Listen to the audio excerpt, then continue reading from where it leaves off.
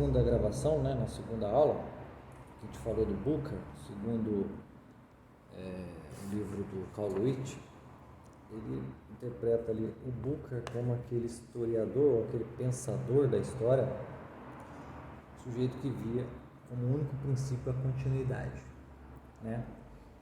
Só a continuidade é capaz de gerar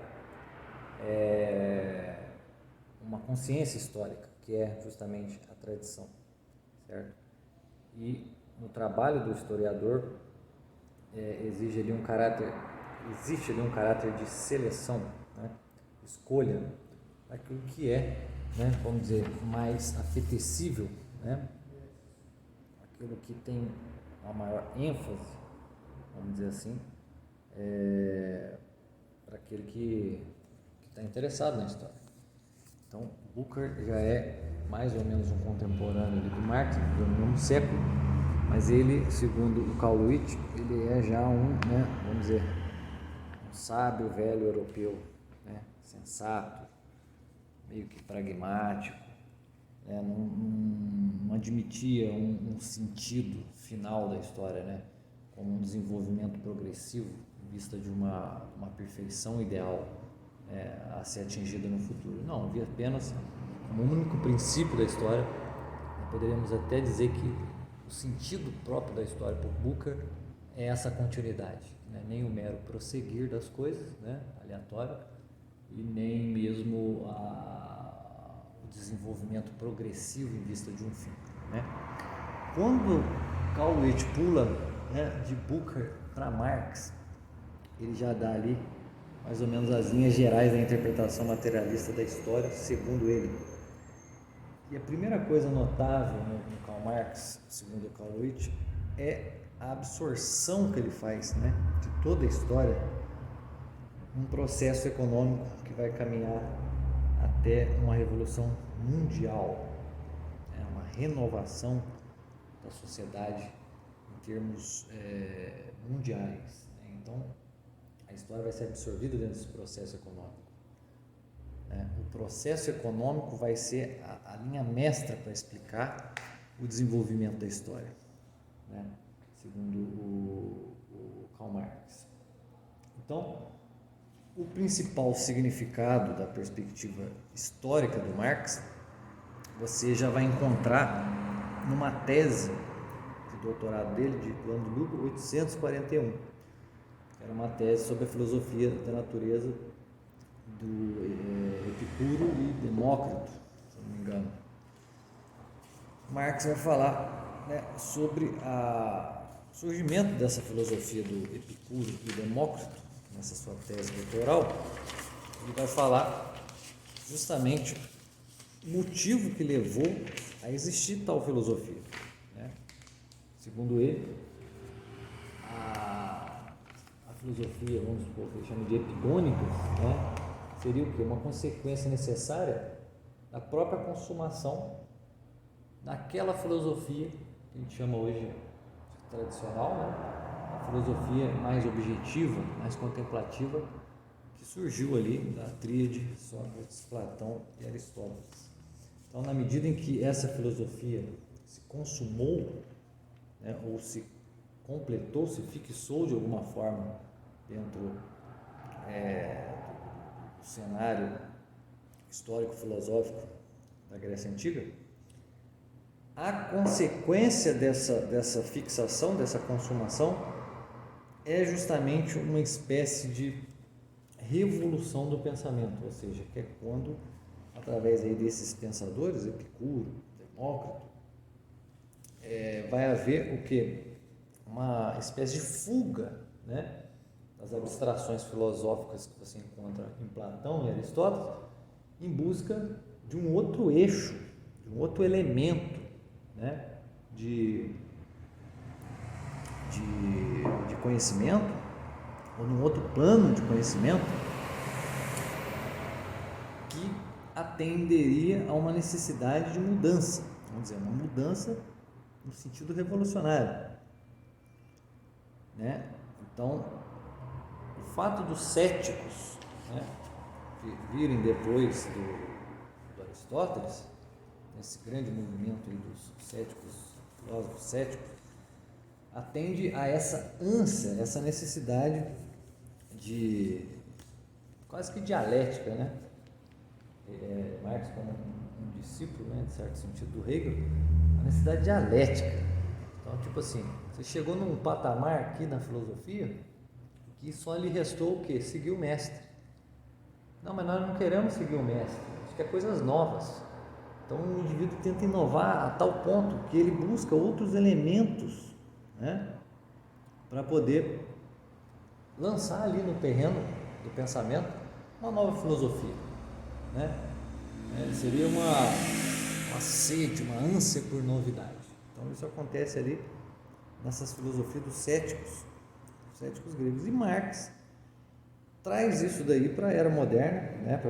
Comparando isso daí com aquilo que aconteceu com as escolas, deveria acontecer com as escolas modernas de Feuerbach, Hegel, Stirner, e dizendo que precisaria encontrar um tipo de filosofia que estivesse, né, em outro elemento, baseado em outro elemento, em outro plano de análise, né?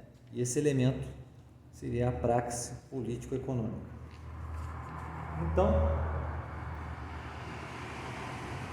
Marx começa aí a fazer um empreendimento baseado na ideia de que as épocas, né, sempre atingem, né, uma espécie de crepúsculo, né, e esse crepúsculo seriam momentos de crise do pensamento, momentos de crise, né, também no sentido material, né, onde o espírito da época não aceita mais aquela realidade. É como se os homens tivessem assim, um limite para aceitar certas ideias e de repente ele buscasse outras, né? Até porque Marx não acredita em verdade e muito menos em falsidade, né? Não é porque ele acredita em verdade que ele vai acreditar em falsidade, até porque na filosofia do Marx fica bem implícito na filosofia dele de que o grande problema de algumas correntes filosóficas modernas é que simplesmente tentaram eliminar a verdade, mas não eliminar a existência da falsidade, sendo que para ele nenhuma dessas duas coisas existe, são apenas ideias. Então, dentro dessas épocas de crise, como aconteceu aí no final da Antiguidade, e também, segundo ele, como vai acontecer no final do cristianismo, tem que existir ali novas mentalidades, novos, o que ele chama ali, um sol universal, né, que vai ofuscar ali aquelas lanternas particulares, como o Carl Luiz coloca no seu livro. Então, Karl Marx já pondera aí a existência de momentos de derrocada, né? Então, ele sente a necessidade de criar uma espécie de filosofia do futuro, filosofia futurista, onde ele poderia unificar ali a razão com a realidade, a essência com a existência, né? Obviamente, unificar isso as negando, em certo sentido. Então, Karl Marx enxerga a seguinte necessidade: era preciso, né, trocar a teoria pura e simples da filosofia, ou seja, aquilo que chamava de idealismo na filosofia, e tornar a filosofia uma filosofia da prática, né, uma filosofia da praxe. Para isso a filosofia de Marx vai se tornar uma filosofia da economia política e material. Então, o marxismo é isso, é a filosofia tomada como tomada de consciência do aspecto econômico, político e material da vida humana, né? Então, existe a partir de Marx um momento decisivo, né, onde vai se dar a pré-história do homem, que é tudo que veio antes dessa filosofia marxista, e a história futura do homem, que é tudo aquilo que virá, que irá coincidir com um momento, né, final, que seria justamente a Revolução Mundial, né? Então, para ele, as crises levam a revoluções, certo? Só que para ele empreender essa filosofia, né, ele toma como ponto de partida, né, um antagonismo, ou a noção dos antagonismos. Os antagonismos, segundo Marx, são aquelas condições sociais e materiais em que o homem está em total e plena alienação da sua condição real de vida ou de existência. Então, a alienação do homem, né, são o quê? São aquelas pressões do conjunto das relações materiais que existem dentro de uma sociedade, que tornam o homem completamente, né, desprovido de meios de perceber a sua situação real, que ele está sendo, no mais das vezes, no fim das contas, enganado por uma estrutura toda tirânica e opressiva, né? Então Marx vai elaborar sua filosofia baseado na tal ideia da luta de classes. A luta de classes é justamente aquilo que provoca, né, uma tal alienação no homem que faz com que ele perca o seu vínculo natural, ou seja, perca o seu estado natural de homem, que é justamente não o homem enquanto consciência, ou o homem enquanto conhecedor, ou o homem, né, que conhece a verdade, o Homo sapiens, não, mas é um homem produtor, ou seja, o homem que produz e altera a natureza. Esse estado de alienação esconderia do homem essa sua realidade, certo? E como isso se deu? Na verdade, isso se dá, segundo Karl Marx, na medida em que toda a sociedade, né, de certa forma, está estruturada sob uma forma de produção específica que aumenta e conduz as coisas e mantém a existência desse fenômeno que é a luta de classe. Ou seja, através da posse privada dos bens e dos meios de produção, o homem cria essa dissonância na sua relação com os outros homens, fazendo com que todos eles, tanto o proprietário quanto aquele que trabalha para o proprietário ou trabalha em vista daquele produto ou daquela consequência da propriedade privada, os dois vivam completamente enganados, com uma falsa consciência. Olha, isso aqui tem um dono, então você não pode tocar nisso, você só vai receber isso aqui se eu te der, ou se você trabalhar para mim, coisa e tal.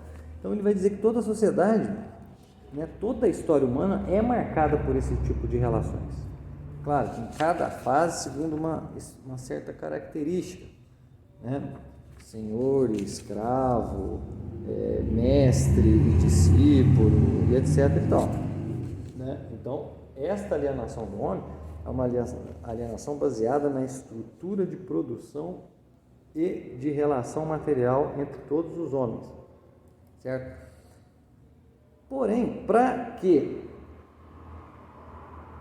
esta alienação seja removida da vida humana, Marx vai dizer que deve existir uma nova forma de produção social, ou seja, uma nova ordenação da sociedade, mas isso só pode ser feito se existir novos homens, ou seja, homens que estejam plenamente conscientes de sua condição existencial, né?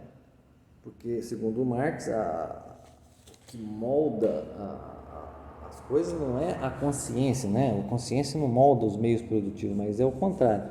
Os meios de produção e sua relação com eles é que moldam a consciência dos homens. Então, de algum modo, nós temos que mudar a consciência dos homens para que eles vislumbrem essa realidade da luta de classes, né?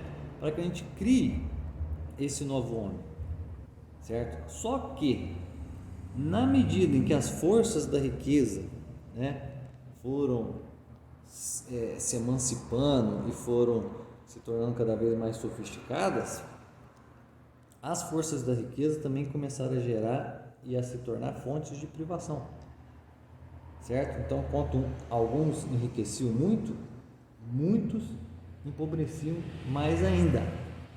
Então, vamos dizer, esta sociedade que o Karl Marx vai chamar de sociedade capitalista e burguesa, que é justamente, segundo ele, a última sociedade, o ponto culminante da pré-história do homem, o que essa sociedade fez? Ela condensou todos os conflitos de classe, toda a luta de classe, num único só antagonismo. Então existiam diversos antagonismos, conforme todo o estrato social, todas as camadas da sociedade em que a luta de classe se difundia. Então, a sociedade capitalista, por conta do desenvolvimento da indústria e da ciência, o que ela fez? Ela conseguiu fazer isso, transformar todos os antagonismos num único e básico antagonismo, que é a luta entre burgueses e proletários, certo? Então, esse proletário é o que? É aquela força de trabalho que foi desumanizada, né? Que ela se tornou mais uma mercadoria dentro do complexo de relações produtivas, né? Dentro do contexto de garantias e normas na sociedade, que garantem a propriedade privada dos meios de produção e de tudo mais, certo? Então, diante de uma classe burguesa cada vez numericamente menor, ao lado crescia uma massa proletária numericamente cada vez maior. Então Karl Marx via que a matriz desse novo homem só podia estar onde? Naquele ser excluído e desumanizado chamado proletário, ou o trabalhador. Esse seria o instrumento histórico universal da revolução, ou seja, da parousia marxista, certo? Então esse proletário, ou essa comunidade de proletários, iria se tornar, segundo o Marx, um povo escolhido, que teria o direito absoluto sobre a sociedade. Por quê? Porque ele vive à margem, vive à franja da sociedade burguesa, porque ele não tem nada, certo? Ele é quase que como um escravo dentro dessa sociedade, Ele vendeu o seu poder, vamos dizer, ele vendeu a sua condição humana para entrar dentro do meio produtivo. Então esse povo que não tem nada a perder, como diria lá os revolucionários da Revolução Francesa, sobre a burguesia naquela época, a classe burguesa não tinha nada a perder, então ela podia tudo, isso era dito naquela época. Então isso é revertido agora para o proletário. O proletário não é nada, não tem nada, está totalmente excluído, totalmente desumanizado, então ele pode tudo. Pode tudo, certo? Então é ele que vai carregar essa missão universal, E a sua singularidade, ou seja, o que o torna especial é justamente essa privação. Privação do quê? Dos privilégios burgueses, privilégio de propriedade, privilégio de classe, no fim das contas, Então Marx vai concentrar todo o antagonismo de todas as esferas nesse vértice, que é o novo homem, ou a matriz desse novo homem, que é o proletário. Então, dentro da sua filosofia, isso tudo ele está fazendo o quê? Ele está tentando dar um sentido para a história, Está explicando aí um sentido da história, está dando um sentido da história. Então, qual vai ser o significado universal desse proletário, dessa matriz do novo homem, do homem revolucionário? Qual vai ser o seu significado, Um deles é o seguinte, é que esse proletário, ele tem esse direito absoluto também, por quê? Porque o interesse dele, particular, coincidiria com o interesse comum e coletivo e, logicamente, se oporia a qualquer interesse privado, certo? Do contrário do burguês. O burguês é um sujeito que o seu próprio interesse é o quê? O seu interesse do interesse privado. O interesse comum para ele está nem aí, ele tendo as coisas dele, ele está tranquilo, Então o significado universal do proletário é esse significado comunizante, do sujeito que não pensa mais apenas em si mesmo, mas pensa na comunidade, pensa no todo, Então por isso ele vai ser o cerne da história do futuro. Então, onde que Karl Marx vai expor toda essa filosofia do proletariado com seu significado, né, mostrando que a matriz do homem novo é esse sujeito que está ali nessa condição de um antagonismo concentrado, sintetizado aí na figura do burguês e do proletário. Onde que o Karl Marx expôs essa filosofia? Ele expôs justamente no seu Manifesto Comunista, né, o famoso Manifesto Comunista, que, segundo o Carl Luiz, tem uma relevância científica, né, no sentido do seu conteúdo, né, uma obra econômica, etc, etc, mas estruturalmente ele é totalmente escatológico e de uma atitude totalmente profética, né? Então veja bem, no Manifesto Comunista, Karl Marx vai delinear ali toda a história a partir da luta de classe, condensada, né, nesses dois princípios aí, opressores e oprimidos, no qual essa sociedade capitalista burguesa simplificou os antagonismos, porque nessa simplificação ela se tornou a última época da pré-história. Então, antes de Marx, depois de Karl Marx, ele se coloca como uma figura, né, de um profeta, como Cristo, certo? Aí você já vê como Marx já começa a sua secularização, certo? No sentido escatológico da história. E a sua profanação também ao cristianismo, que era o seu grande inimigo, né? O grande inimigo do Marx não era o capital, mas as ideias cristãs, que segundo ele, depois a gente vai ver na segunda parte a crítica do Marx à religião, segundo ele, a religião cristã é uma religião própria do capitalismo, e é a religião que guardou, né, foi a guarda, a escudeira fiel do capitalismo, certo? Então, o progresso, né, da indústria, da ciência, do capitalismo, da posse privada dos meios de produção, que condensou ou simplificou os antagonismos num único só antagonismo, que é a luta dos opressores, ou seja, burgueses contra os oprimidos, tornou essa última época, a época de ouro, vamos dizer assim, para que surgisse o profeta, né?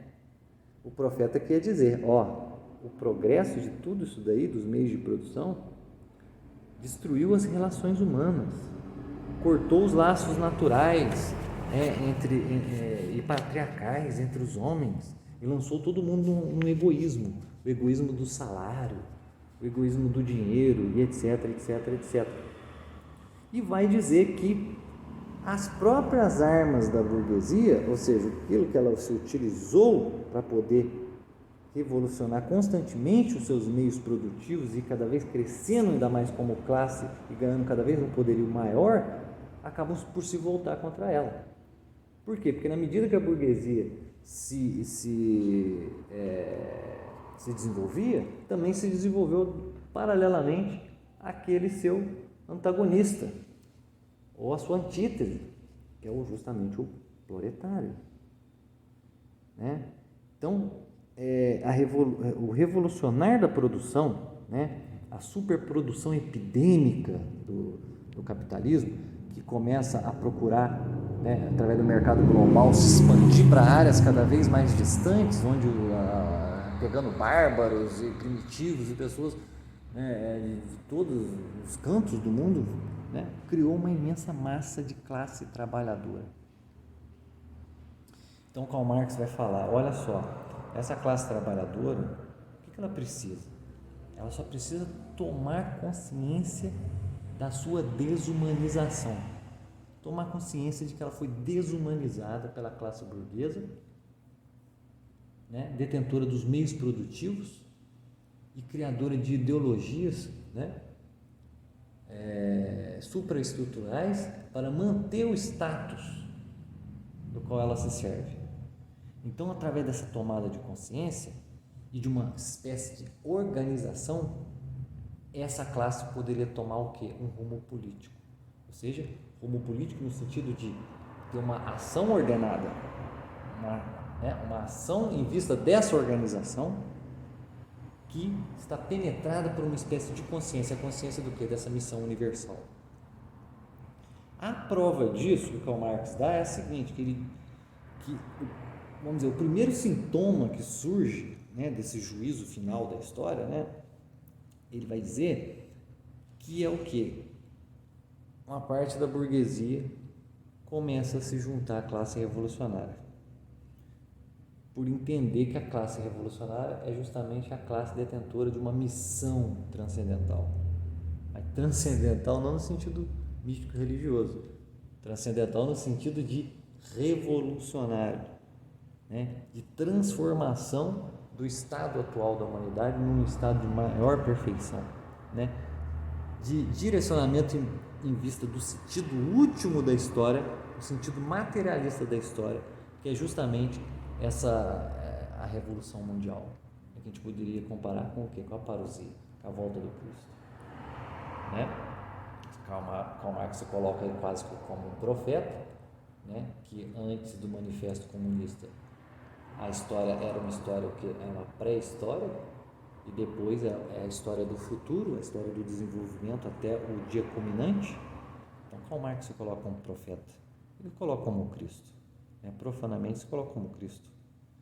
Então o proletário é aquele que vai salvar a humanidade do antagonismo das classes, né? E vai transformar o quê? Vai transformar o domínio da necessidade num domínio maior da liberdade, né?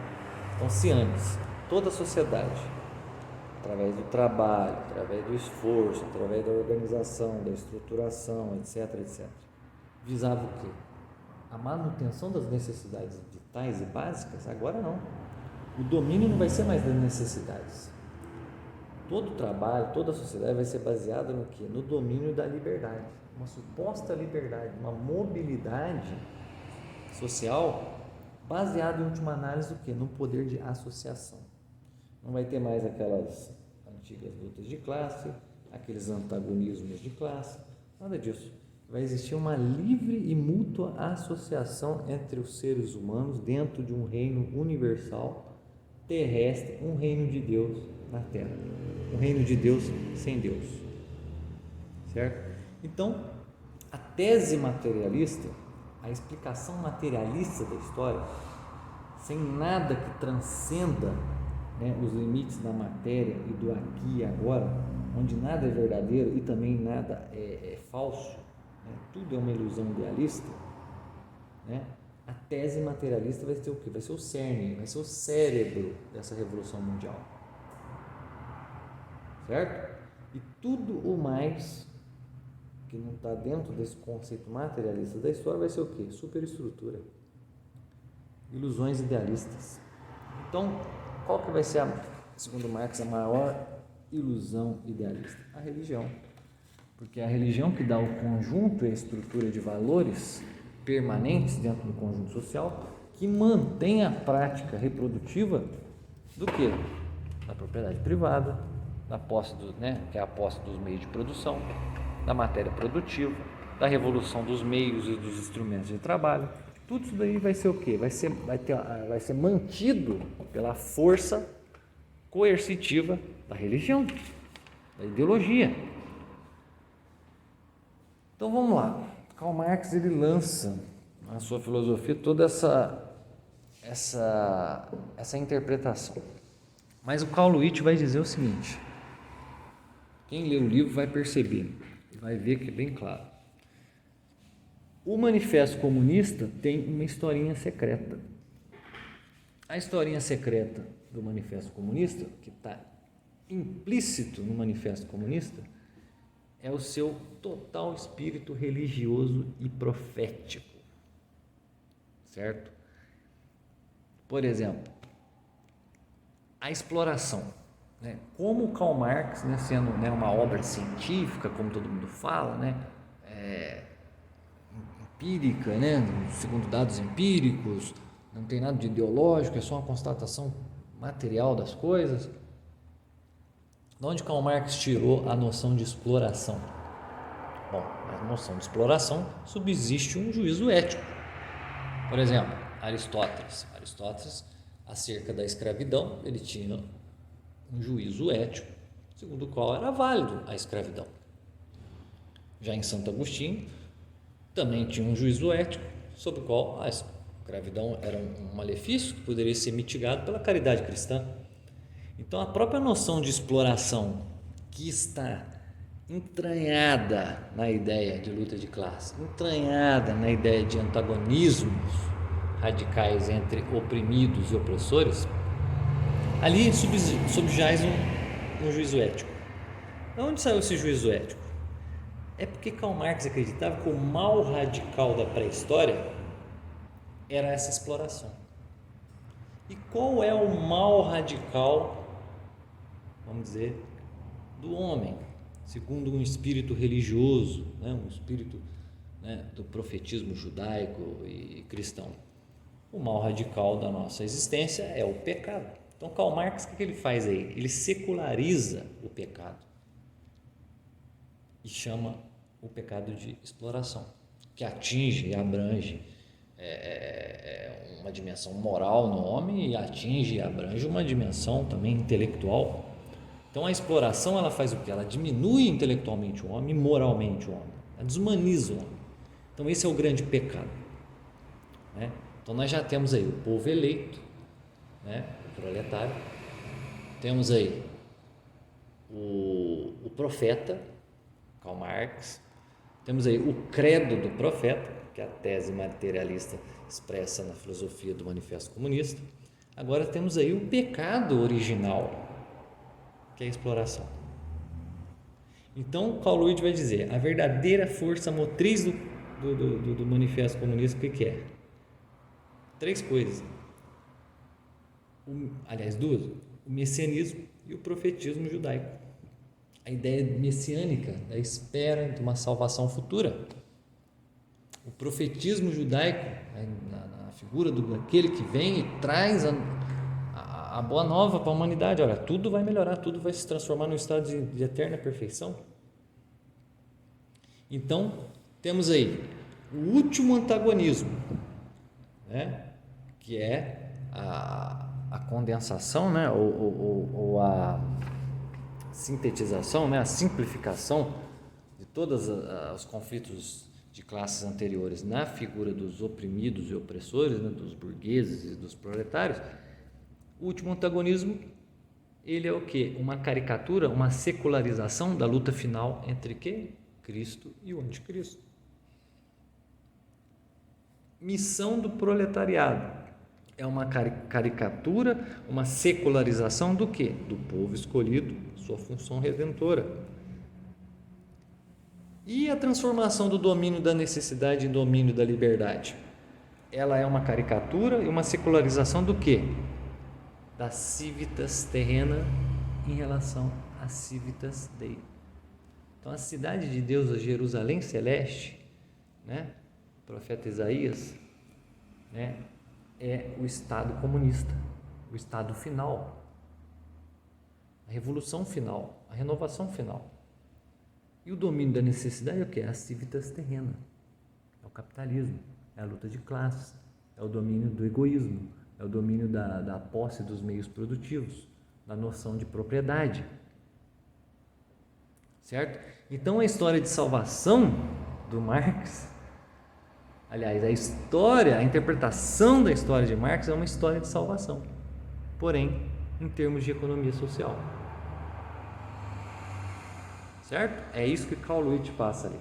A interpretação materialista da história, segundo Marx, nada mais é do que uma cópia estrutural de todo o profetismo e messianismo judaico-cristão, onde ele pegou a ideia de escatom, de um tempo linear e progressivo em vista de um fim ideal, perfeito, saiu da circularidade do pensamento pagão, onde nada era novidade, tudo se repetia, porque o tempo o tempo seria o eterno retorno de todas as coisas, então sem muita novidade. Então, Karl Marx nos oferece uma história de salvação, como Jesus Cristo, como Deus. O Karl Marx é esse falso Deus, que nos oferece uma história de salvação em termos de economia social, baseado numa tese materialista radical. onde tudo que não é percepção do presente, da produção presente, é pura ideologia, né? Onde a inteligência não existe a não ser na produção de algum trabalho. Porém, para finalizar, Carl Lewis ele deixa claro ali uma dificuldade essencial dessa interpretação marxista da história. Um furinho ali, né, que ele coloca, o próprio Karl Marx percebeu, mas não soube explicar, que é o seguinte: como pode, né, já que todo meio produtivo ele induz a consciência a crer, acreditar, se desenvolver, a pensar de uma tal forma, né? Então quer dizer que quem determina a consciência é o meio de produção e não a consciência determina o meio de produção. Se isso é verdade, e isso daí é um dos princípios do Marx, né? Como pode então o antigo messianismo atrair, né, ter uma atração tão forte, né? Atrair como um esquema espiritual do materialismo histórico? Como pode esse antigo messianismo ser a base do esquema espiritual aí desse materialismo histórico? Espiritual aqui entre aspas, né? Muito entre aspas. Se os meios de produção são um fator dominante das formas de consciência, né? Porque se lá atrás, né, isso aconteceu lá na época do Cristo, lá na época dos profetas, lá não tinha os meios de produção que tinha na época do Karl Marx, certo? Como é que os meios de produção da época do profeta Isaías, na época do Cristo, condicionaram a consciência deles a criar formas, né, específicas de pensamento, de ideologia? Se o próprio Karl Marx, vivendo dentro de um outro contexto onde existem outros tipos de meios de produção, como Karl Marx foi influenciado da mesma forma? Como a época industrial, qual Karl Marx fez parte, como esses meios de produção dessa época industrial afetaram e foram dominantes para as formas de consciência do próprio Marx. É algo a se pensar, certo? Então, da interpretação materialista da história, a gente vê aqui já um exemplo gritante, né, escandaloso da secularização da concepção escatológica de tempo do judaísmo e cristianismo. E Karl Marx, como ele era, né, vamos dizer, tradicionalmente de uma família judia, né, não era um judeu que renegou a própria religião, né, e ele trouxe para dentro da filosofia dele, dentro do esforço científico dele, né, que seu conteúdo ele tinha uma relevância científica, mas ele trouxe toda a estrutura escatológica para dentro dessa sua filosofia e a atitude do profetismo messiânico. Então, nós podemos dizer que o Karl Marx nada mais é do que um sujeito que pegou, né, a história da salvação, né, desde o Gênesis, né, da Bíblia até a culminação de um Apocalipse. Ele veio e passou uma tinta ali, né, vamos dizer, ele tirou todo o colorido da coisa e pintou tudo com uma tinta, com uma cor só. Ele homogeneizou toda essa figura na figura, né, da tese materialista. Porque afinal de contas, Karl Marx, ele era, né, muito da biografia dele mostra que ele era um sujeito devoto quando era jovenzinho, mas depois do nada ele teve, sei lá, deve ter tido alguma crise aí, ou se envolvido com gente estranha, do nada ele renega a Deus e começa a cuspir fogo contra, né, o bom nome de Deus. Agora, se ele fez isso daí inconscientemente ou se ele fez isso conscientemente com motivos de profanação, a gente não sabe. Não temos ainda elementos para afirmar isso. certo? Mas essa é a primeira parte que nós vamos concluir por aqui, deixando claro isso, que o Karl Marx ele simplesmente